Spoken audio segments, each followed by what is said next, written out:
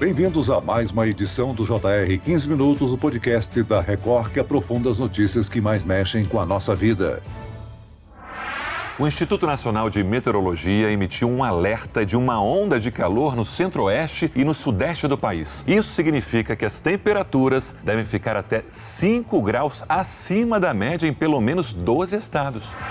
Em boa parte do país, os termômetros registraram temperaturas elevadas, acima dos 30 e até dos 40 graus, e não vai melhorar. A previsão é de que 3.827 cidades sejam atingidas pela onda de calor.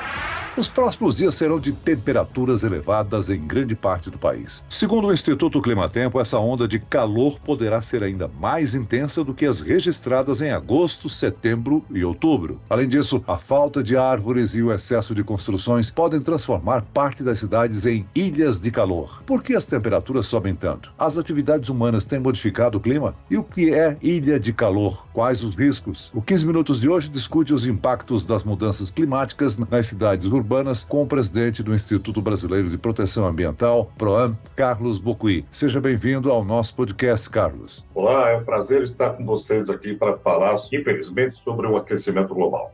Quem nos acompanha nessa entrevista é a repórter do Jornal da Record, Cleisla Garcia. Cleisla, uma nova onda de calor se instalou sobre o Brasil e a cidade de São Paulo, por exemplo, na tarde da última segunda-feira, registrou a sua maior temperatura em 2023 com 37,8 graus. Olá, Celso, muito obrigada pelo convite. Um oi também para o Carlos. É exatamente isso, Celso. Além da máxima do ano, essa também é a medida mais alta dos termômetros da capital paulista desde 2004. São Paulo está entre os mais de 2.000 municípios brasileiros sob alerta de grande perigo para uma forte onda de calor. Carlos, a população precisa se adaptar a essas mudanças climáticas, porque essas temperaturas acima da média, elas serão cada vez mais frequentes? Olha, infelizmente, essa situação que nós vivemos hoje no Brasil, ela tende a se repetir no futuro, por dois motivos. Primeiro, que você tem um efeito de aquecimento decorrente do aquecimento global. A temperatura vem subindo desde o início da era industrial. A segunda questão é que nós estamos em pleno El Niño, o efeito do El Niño, que é o aquecimento das águas do Pacífico, que agora está ainda mais intenso do que ocorreu em anos anteriores. Ou seja, você tem dois fenômenos que se reúnem nesse momento e que proporcionam um calor excepcional para a América do Sul, coisa que já aconteceu no primeiro semestre no hemisfério norte. Ora, Carlos, quase tudo que existe nas grandes cidades tem origem artificial. O que é natural quase sempre sofre alterações provocadas pela interferência do homem. A cidade é considerada um grande modificador do clima? Sim, as cidades como, por exemplo, São Paulo, são extensas extensões de concreto, áreas concretadas, com poucos espaços verdes em relação ao concreto. Isso significa que existe a formação das conhecidas ilhas de calor. As ilhas de calor são fenômenos de aquecimento em alguns locais da cidade, onde você tem muito mais concreto e tem pouca árvore. Ou seja, você tem focos onde existe uma temperatura mais quente do que na borda da cidade. Chega a 10 graus de diferença entre as áreas de ilhas de calor de São Paulo e as periferias de São Paulo. E o que tem que acontecer no futuro, isso está acontecendo em Paris, está acontecendo em uma porção de metrópoles do mundo, é a adaptação das cidades para as mudanças climáticas, eliminando as ilhas de calor. Quer dizer, o tipo de construtividade da cidade, de planejamento da cidade, de material de construção que é utilizado, para que a cidade amenize o seu índice de aquecimento, para que as pessoas tenham uma melhor qualidade de vida. E o problema é esse, é que o calor afeta a qualidade de vida das pessoas. Carlos, os eventos de temperaturas extremas, eles têm se tornado mais frequentes e, além disso, aumentando o risco de exposição da população. Quais são as consequências da ilha de calor no meio ambiente e na própria vida urbana? Olha, a própria temperatura elevada acima de 36 graus, quer dizer, acima do calor do corpo humano, se essa temperatura ela for continuada por muito tempo, ela acaba provocando um desgaste no organismo humano. Então aí, nesse caso, os mais vulneráveis são idosos, as crianças e as pessoas que têm alguma doença, que estão enfermas. Infelizmente, o calor excessivo, ele leva a óbito com muito maior frequência do que quando não está quente. A Faculdade de Saúde Pública da USP diz que acima de 29 graus de temperatura, 29 graus Celsius, existe um aumento de 50% da morbidade. Não é? Então, como enfrentar esse processo é um grande desafio. Nas ilhas de calor da cidade, você tem um aquecimento maior do que o normal e, portanto, você vai ter um desafio maior para a manutenção da qualidade de vida e da vida das populações mais vulneráveis. E, para isso, é preciso criar sistemas que atenuem a temperatura. Não é? No hemisfério norte, no último verão, os problemas que ocorreram foi até de isolamento de idosos nas suas residências devido ao excesso de calor nas áreas externas, das ruas, e as pessoas ficaram como numa espécie de nova Covid,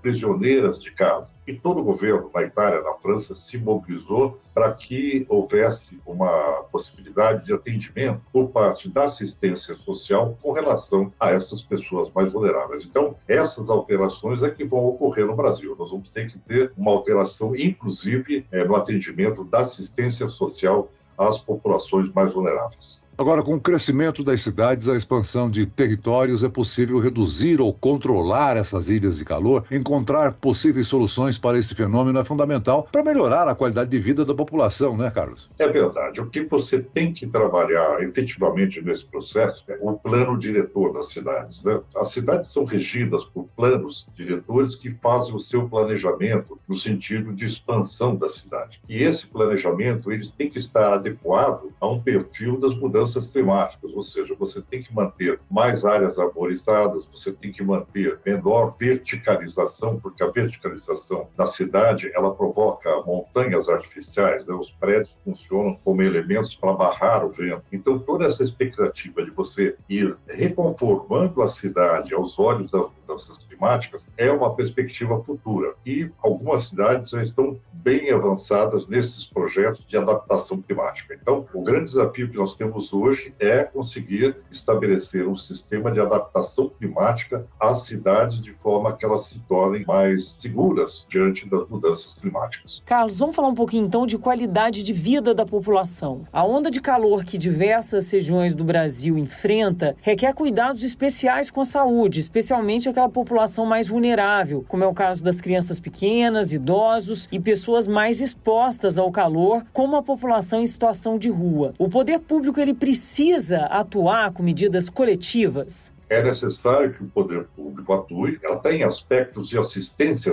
social. Tá? Se nós tínhamos uma assistência social voltada à questão da fome, à questão das populações em situação de rua, no inverno, né, no atendimento a essas populações para proporcionar abrigo, né, que fosse seguro diante de episódios intensos de frio. No calor é a mesma coisa, nós temos que trabalhar essa expectativa de dar uma assistência a essa população. Existem vários projetos, inclusive, de recolhimento dessas populações em locais mais refrigerados, locais que tenham cobertura contra o sol, ou seja, você tem que promover a cidade de forma que ela possa abrigar também essas populações mais vulneráveis que habitam nas ruas. E isso é um elemento novo em termos de assistência social, né? Em termos de medida que a sociedade tem que tomar. E nós temos, então, que nos preparar para essa realidade. O governo deve atuar, toda a cidade, no geral, deve procurar uma forma de apoiar e abrigar essas pessoas que estão aí expostas ao calor externo. A gente tem que citar aí que os contrastes nas grandes cidades são produzidos por diferenças na condição financeira das famílias, né? Mas também pela própria infraestrutura das cidades. Esta onda de calor não está sendo experimentada da mesma forma por todos os moradores, né? Exatamente. O que você tem na questão climática é um componente chamado injustiça climática, né? Onde as pessoas que muitas vezes menos contribuem para o aquecimento global, né, que andam menos de automóvel, que geram menos impacto ao meio ambiente, acabam sendo mais submetidas aos efeitos nocivos do aquecimento global. Então, essa é uma realidade que é tratada internacionalmente como uma das metas a serem conseguidas, que é da justiça social, no sentido de atenuar os impactos das mudanças climáticas às populações que tenham menor condição de renda.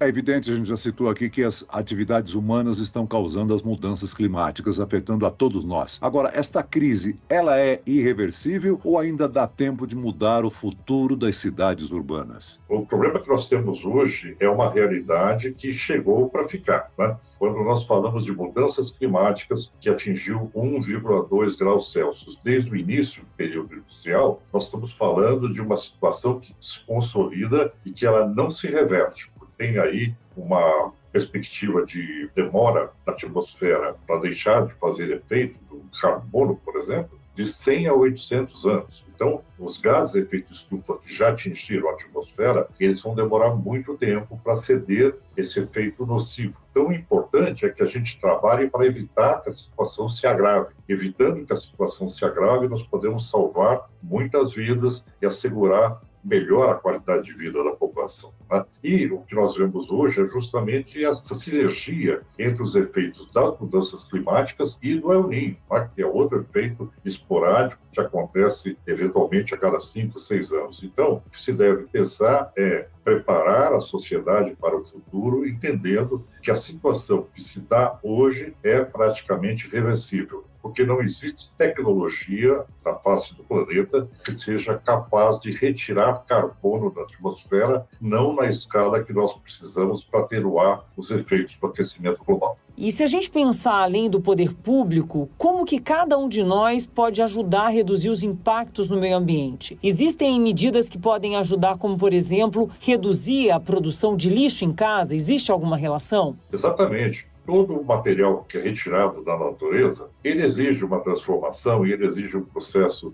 de gasto de energia. Para produzir energia, a humanidade não só usa energia limpa, mas usa também combustíveis fósseis queimados em usinas termoelétricas, etc. Então, é muito importante a reciclagem, né, de materiais, a compostagem, ou seja, a possibilidade de você dar uma destinação adequada para os resíduos sólidos, evitando uma maior pressão sobre os recursos naturais e, consequentemente, o aumento das mudanças climáticas. Então, fazer a lição de casa, nesse momento, é tratar muito bem dos resíduos, né? Fazer uma destinação adequada, principalmente voltada à exigência de um consumo mais saudável e também uma destinação de resíduos de forma adequada. Ô Carlos, o El Niño é o vilão, né? Que aquece aí as águas do Pacífico e acaba provocando esse aumento de temperaturas aqui nas Américas. Mas também afeta a África, outros continentes? Então, o El Niño, ele era um efeito, alguns anos atrás, algumas décadas atrás, mais localizado. Agora,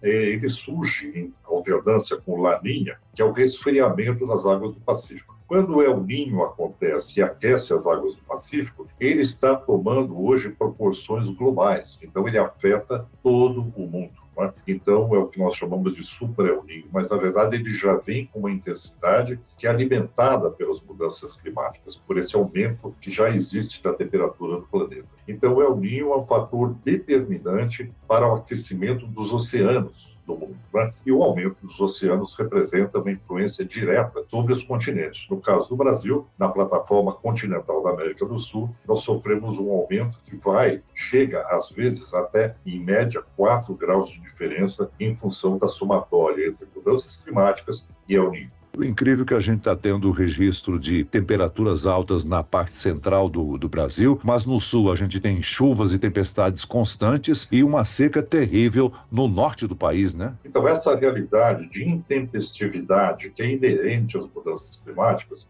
decorre da presença da entrada de frente fria no litoral sul do Brasil.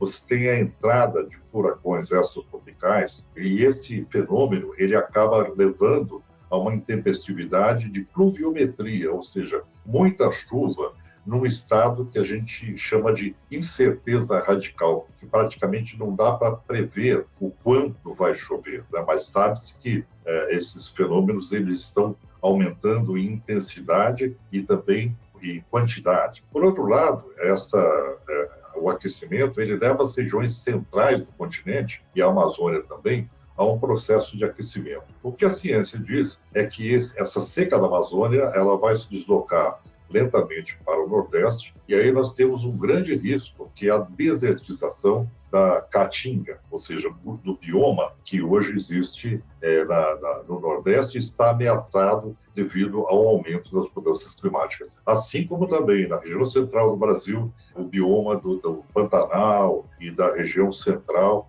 inclusive com prejuízos à própria agricultura. Muito bem, nós chegamos ao fim desta edição do 15 Minutos. Eu quero aqui agradecer a participação e as informações muito importantes do presidente do Instituto Brasileiro de Proteção Ambiental, PROAM, Carlos Bucuí. Muito obrigado, Carlos. Eu que agradeço. Vamos torcer para que as coisas melhorem. E agradeço também a presença da repórter do Jornal da Record, Cleisla Garcia. Obrigado, Cleisla. Eu é que te agradeço, Celso, mais uma vez, e agradeço também ao Carlos. Grande abraço.